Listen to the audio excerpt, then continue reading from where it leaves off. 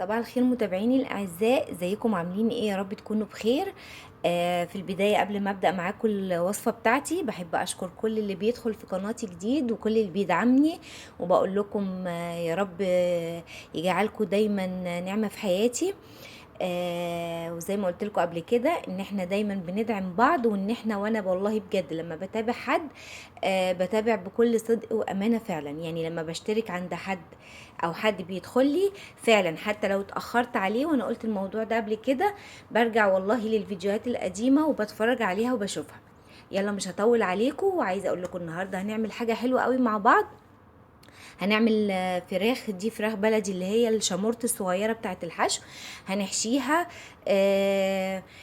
قريبه من الحمام شويه. هي الفرخه يعني بتاع 400 جرام، يعني فيهم صغيره مش كبيره. خلاص، فاحنا هنحشيهم. انا غسلاهم كويس جدا ومنضفاهم، وكنت متبلاهم بملح وبصل وشطفتهم، وهعمل معاكم التتبيله بتاعتهم دلوقتي.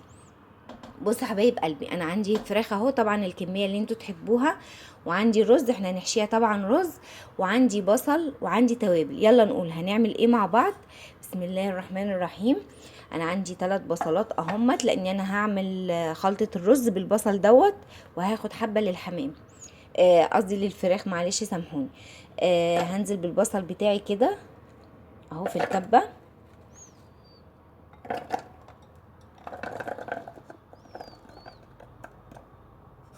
ما تقلقوش هيتفرم. خلاص، ادي البصل بتاعي اهوت، وهنزل عليه. انا عندي التوابل بتاعتي عبارة عن ايه؟ عبارة عن ملح، فلفل اسود، معلقة قرفة ناعمة، حبة حبهان مطحون، دي معلقة كبيرة بهارات فراخ، ودي بابريكا، وده مكعب ماجي.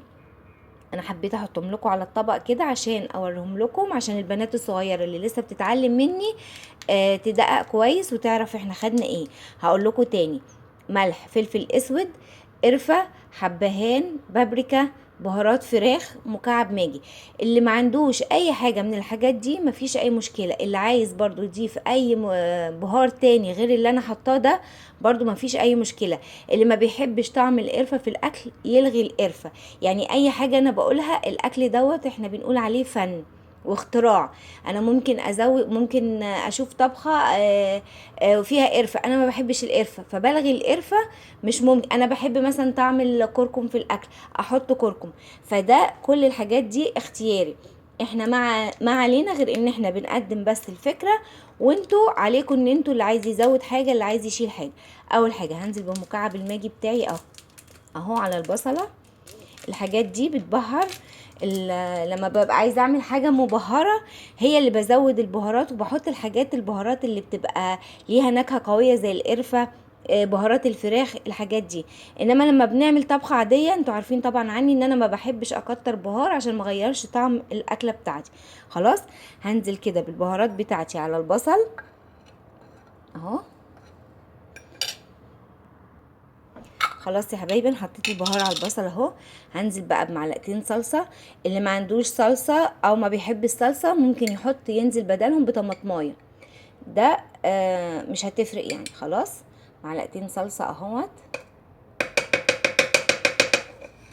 وهضرب بقى الكلام بتاعي ده كله مع بعضه كده،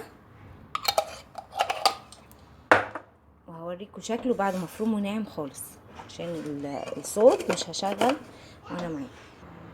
بص يا حبايب قلبي، دي شكل الخلطه بتاعتي اهو بعد ما فرمتها كويس قوي. ده البصل بالصلصه بالبهارات اللي احنا حطيناها مع بعض. هاخد منها جزء كده، همسك الفراخ بتاعتي اهو كده، بسم الله اهو. خلاص، هعملها، هاخد بقى منها كده احشي فيها كده من جوه كده ومن تحت الجلد. انا طبعا غسل الفراخ ديت ومورقاها زي الحمام بالظبط. مورقاها يعني ايه؟ يعني فاصله الجلد عن اللحم بتاعها. خلاص، الجلد بتاع الفرخه بيبقى لازق في اللحمه. يعني اللحمه دي كده الجلد ده بيبقى لازق فيها. فالتوريقه اللي بدخل بصوابعي كده افتح فيها لحد ايه، بالراحه بس ان هو ما يتقطعش. بنعمل كده في الحمام عشان نحشيه، وبنعمل كده في الفراخ لما نبقى عايزين نحشيها او ننضفها كويس. خلاص، انا باخد الخلطه دي كده، بدعك الفراخ من جوه ومن تحت الجلد اهو. خلاص، ومن عند الرقبه ومن كل حته. هعمل معاكم كمان واحده اهو اهو. هاخد من الخلطه الجميله بتاعتي دي اهو، وادعك الفراخ كده من جوه اهو، من البطن ومن تحت الجلد اهو اهو، صابعي كده عند الورك كده اهو، بحيث ان اللحم بتاعي يبقى ايه متطعم بالملح والفلفل والبهارات والبصل. خلاص اهو. هكمل بقيه الاتنين التانيين وارجع اقول لكم هعمل ايه في بقيه الخلطه دي. بصوا يا حبايب قلبي، هجيب بقى حله عندي اهو، وهنزل فيها كده بمعلقتين سمنه بلدي حلوين كده. هنعمل بقى الرز بتاعنا، الخلطه اللي هنحشي بيها الفراخ اهو. اللي عايز يحط زيت يحط، اللي عايز يحط سمنه يحط، براحتكم، اختياري زي ما قلت لكم. خلاص دي ممكن نعمل الحمام بنفس الطريقه دي بالظبط. وده عندي البصل اللي اتبقى اهو، انا اللي انا حشيت الفراخ واتبقى عندي البصل ده، انا فرماه ناعم قوي. خلاص هاجي بقى انزل كده، السمنه بس تسخن عندي، وهنزل بالبصل بتاعي ده كده ايه كله.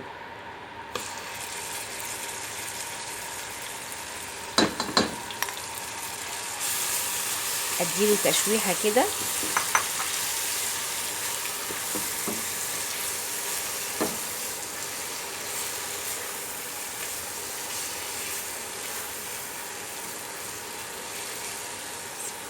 اديله تشويحه حلوه كده، وبعدين هننزل بالرز. بص يا حبايب قلبي، انا شوحت البصل، عايزه اقول لكم ريحته تحفه، والله ريحته رهيبه جدا. انا شوحته تشويحتين اهو. هجيب بقى كميه الرز اللي انا عايزاها، انا كده كده هزود لاني انا هحشي والباقي هحطه تحت الفراخ عادي، يعني هناكله عادي. فانا مزوده كميه الرز، انما لو انا هعمل على قد الاربع فراخ الصغنطتين دولت، فكل واحده مش هتاخد معلقتين رز، هو ما بتاخدش رز كتير، بس انا مزوده كميه الرز عشان كده كده عندي بيحبوا ياكلوه كده لوحده يعني. خلاص عايزين نزود نحط كبد وقوانص عليه نحط، مفيش اي مشكله. خلاص اهو. ابدا بقى ايه اقلبه كويس قوي بقى كده، واشوح الرز كده تشويحتين حلوين عشان يطلع معايا مفلفل وجميل.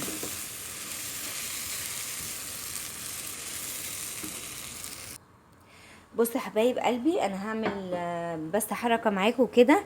انا زي ما قلت لكم انا مزوده الرز، لان احنا كده كده بيحبوا ياكلوه عندي كده ايه مفلفل بطعم الخلطه كده.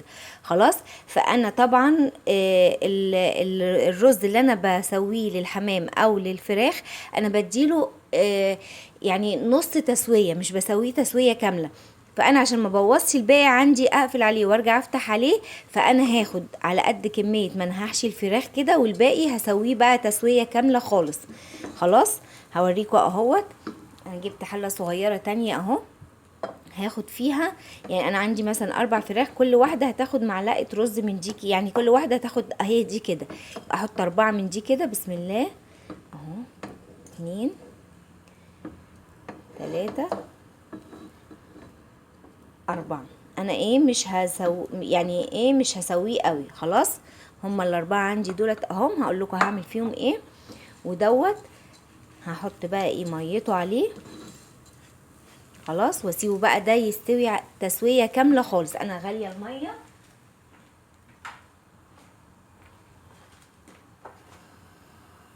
عارفين احنا قلنا لازم عشان نسوي اي رز لازم نسخن الميه عشان يطلع معانا مفلفل وجميل. خلاص ده ممكن نعمله رز كده بالخلطه، او نحط فيه كبد وقوانص، هبقى اعمله لكم تاني لوحده. وبيتعمل في العزومات بيبقى طعمه حلو جدا، حتى لو مش هنعمل جنبيه فراخ او حاجه، يعني ده ممكن يتعمل كده لوحده، اكله كده لوحده، رز بالكبد والقوانص او رز بالخلطه كده. خلاص بنطعمه ونبهره كده بيبقى طعمه جميل قوي. خلاص هنزل بقى بالميه بتاعتي المقدار العادي بتاعي اهو. بسم الله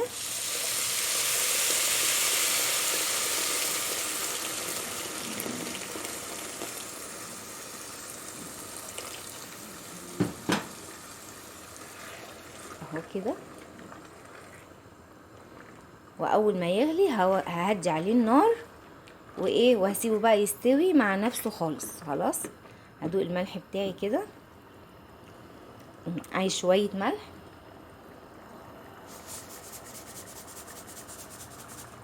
انا كده كده هنحط ملح في الشوربه والفراخ بتتسلق، يعني حتى لو الرز اللي جواها دلع كده كده هنملح لها الشوربه بتاعتها. خلاص ده كده عندي ملحه كويس ومظبوط.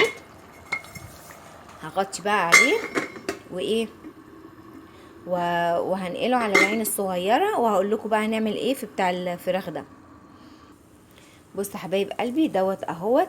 هنزل بقى بالميه، بس مش هغطيه زي ما كاني هسويه تسويه كامله. هنزل كده بالميه، انا عايزه اسويه نص بس تسويه اهو. يعني الميه بتاعتي الرز بتاعي يكون باين، شايفين الرز عامل ازاي اهو، يستوي بس عندي كده يشرب ميته، وبعدين هاخده ابرده. شايفين الميه بتاعت الرز عامله ازاي. بصوا حبايب قلبي، انا كده عندي الرز بتاعي اهوت. بصوا اهو مستوي نص سوا. بصوا شايفين لو هتلاحظوا، بصوا الحبايه بتاعتي ناشفه، مش مستويه قوي. انا طبعا هحطه بقى اجيب طبق واسع افرده عليه. لازم قبل ما احشي الفراخ او الحمام او اي حاجه من اللحوم لازم يكون عندي الرز بارد. ما ينفعش احشي وهو سخن، الجلد بتاعها هيتهري على طول، فلازم اخلي بالي من النقطه دي. خلاص اهو.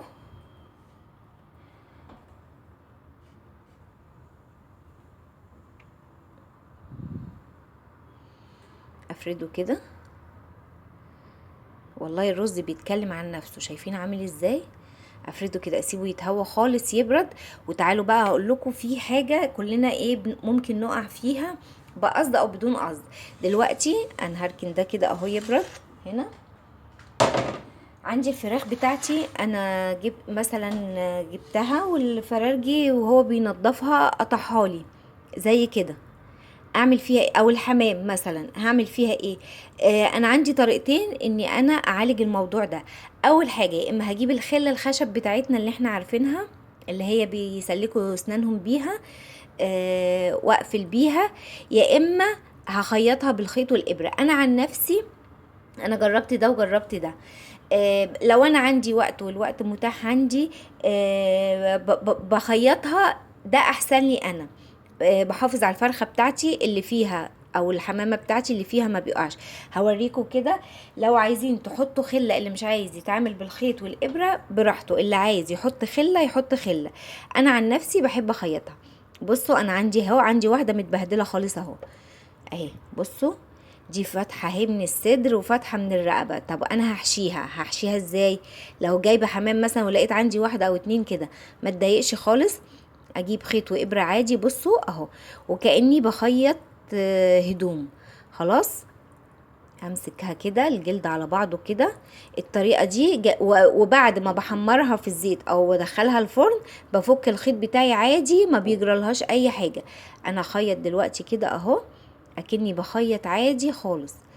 اللي مش عايز يتعامل بالخيط يتعامل بالخله يحط خله، بس انا عن نفسي بحس ان الخله بتفتحه زياده، لاني الخله الخشب بتبقى تخينه شويه عن الابره والخيط، انما الخيط بيمسكه مهما يغلي ما بيفتحش معايا خالص. فبراحتكم بقى، اللي عايز يعمل كده. انا قلت اقول لكم على الطريقه دي عشان لو اي بنت مثلا عروسه جديده وعايزه تعمل حمام ولا عندها عزومه وبتعمل الفراخ المحشيه دي او البط او اي حاجه وفتحت منها كده، ما تتضايقش وتقول انا الحاجه مش هتنفع عندي. لا، احنا اهو بنتصرف اهو. يا اما نجيب خيط وابره كده ونخيطها، يا اما بالخله الخشب وندبسها كده وخلاص. خلاص بصوا الفرخه عندي بقت عامله ازاي اهو، كأنها مش مفتوحة خالص. يعني كتير احنا الفرارجي اطلب الحاجة واقول له انا عايزاها للحشو، واجي الاقيها مثلا زورها مفتوح كده او الصدر بتاعها مقطوع. هعمل ايه بقى؟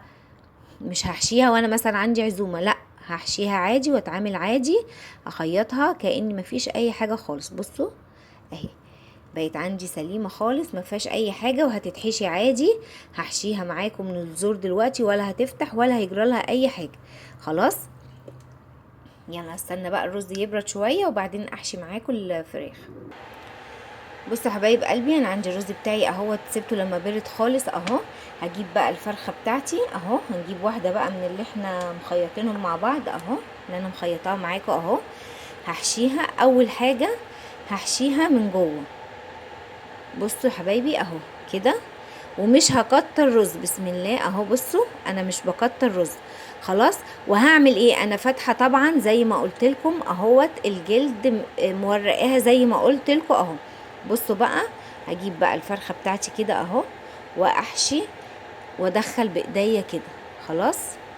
احشي كده كاني بحشي حماميه اهو، خلاص اهو.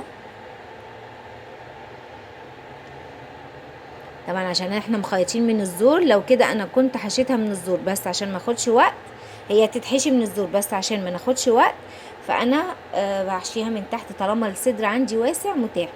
احط كده بين الوراك، شايفين كده اهو، ادخل كده بين الوراك كده، وما اكبسهاش رز. خلاص انا عندي الرز مستوي نص سوا، يا دوبك هيكمل تسويته معاها. والفراخ دي كده كده ما بتاخدش، عشان هي شمرت ما بتاخدش سوا. خلاص اهو.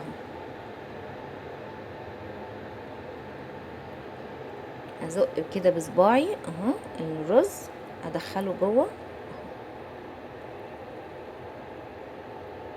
اهو، خلاص كده اهو. بصوا لو هنحشي برضو من الرقبة اهو، هفتح الرقبة كده عادي اهو، وهدخل بس عشان انا مخيطاها فايه، هتاخد معايا وقت اني انا وانا ايه عايزين ننجز في وقت الفيديو، مش عايزه اطول عليكم الفيديو. خلاص اهو هحشي من الرقبه عادي اهو، زي ما كاني بحشي الحمامه بالظبط من الزور. خلاص انا كده اهو اكتفيت بالرز بتاعي كده، مش هحط اكتر من كده. هقفلها بقى اهو، هكتفها عادي اهو، مش هخيطها ولا اي حاجه، لان انا كده كده مش مكبسه الرز بتاعي، فهسيب منفس عشان خاطر يستوي. خلاص وانضفها من الرز كويس اهو، واحشي بقى بقيه اللي عندي دولت وارجع لكم تاني اعمل معاكم كمان واحده اهو. بصوا هجيب الفرخه اهو بتاعتي كده اهو، وانزل احشيها الاول من جوه شويه رز، وبعد كده افتح بين الورك كده، احط برضو شويه وادخل بصباعي كده لجوه اهو، الناحيه التانية اهو اهو، واعمل بقى الصدر كمان اهو.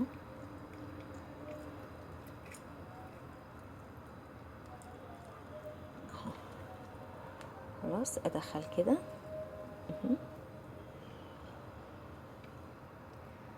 اهو، ادي اللي انا مخيطاها برضو اهي، هما كلهم كانوا مقطوعين اصلا. خلاص اهو، وهكتفها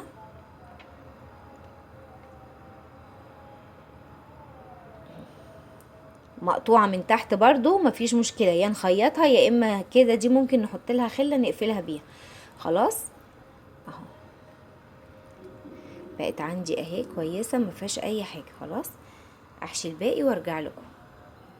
بصوا يا حبايب قلبي، انا عندي بقى الميه اللي هسلق فيها اهو، عندي هنا اهوت بصلايه وطماطمايه وجزرايه وورقتين لوري اهمت، هنزل بيهم في الميه بتاعتي، وشويه ملح طبعا، ما نقلقش خالص من الملح، شويه فلفل اسود خلاص، وفصين حبهان، ده عشان اسلق الفراخ بتاعتي فيهم. فصين حبهان اهمت خلاص. وهجيب بس الميه عندي تغلي اهو، اول ما الميه تغلي هنزل بالفراخ بتاعتي على طول. ادي شكل الفراخ بتاعتي اهوت بعد ما حشيتها، نضفتها من الرز كويس قوي اهو.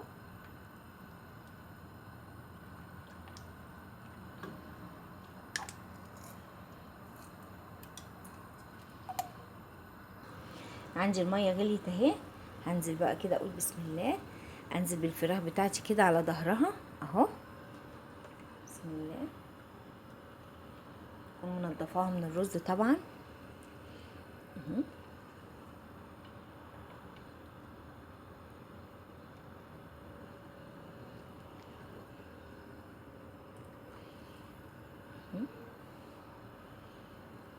هي كده كده هتكش دلوقتي.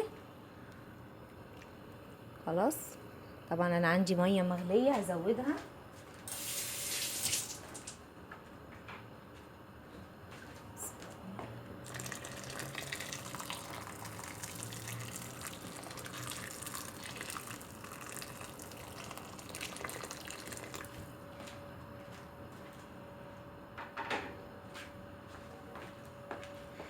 هسيبها بقى تستوي. اول ما تغلي هوطي عليها واسيبها بقى تستوي على نار هاديه كده عشان الفراخ عندي تستوي وايه وما تفرقعش مني. لما احب اسوي حمام او ممبار او فراخ الحاجات اللي هي بتبقى محشيه بالرز، اول ما تغلي عندي كده تاخد غلوتين يا دوبك، اسيبها بقى ايه تستوي على نار هاديه، اوطي عليها النار. خلاص احمر شويه لسان عصفور. عايزه اوريكم برضو شكل الرز اهوت.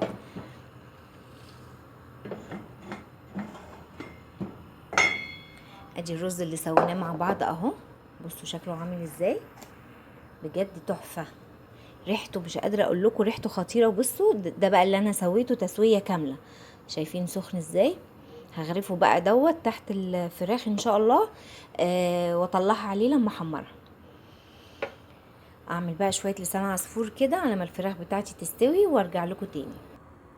بصوا حبايب قلبي، دي الفراخ بتاعتي اهي بعد ما اتسلقت، جميله اهي وزي الفل، ما فيهاش اي حاجه.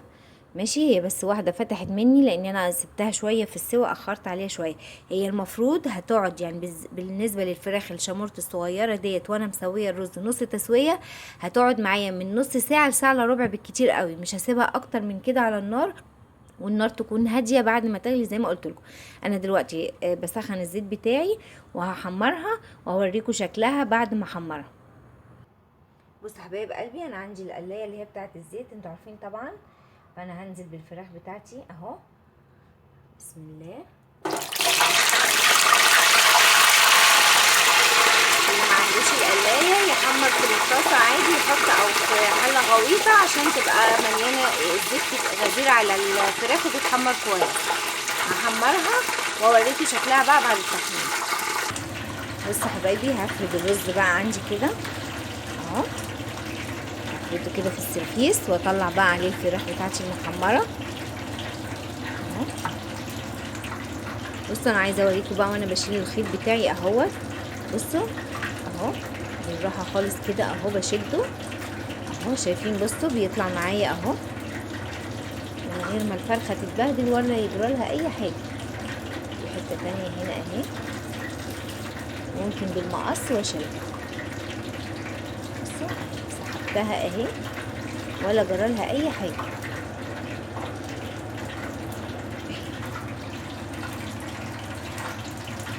بص بقى الفراخ بتاعتي، اوريكم بقى الشكل النهائي. بصوا حبايب قلبي، انا كده حمرت الفراخ اهوت وعملت لها جرنش بسيط كده اي شكل. ده بالنسبه لو عندنا عزومه، لو عندنا في رمضان، لو عاملين اي حاجه، عشان زي ما احنا عارفين طبعا ان العين بتاكل قبل البق.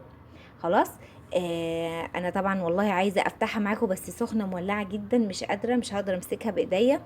بس انا عايزه اوريكم ان هي يعني ايه دايبه خالص، والرز فيها مستوي حلو قوي، ولا معجن ولا فيه اي حاجه، ومستوي سوا كامل. بصوا منظر الفراخ عامل ازاي، شايفين؟ يلا حبايب قلبي، اللي ما اشتركش في القناه يشترك ويفعل الجرس عشان يوصلكم مني كل جديد. ويا رب ما اكونش طولت عليكم، يا رب اكون ضيفه خفيفه عليكم وعلى قلوبكم دايما. انتظروني في فيديو جديد ان شاء الله. يلا دمتم في رعايه الله وامن. السلام عليكم ورحمه الله وبركاته.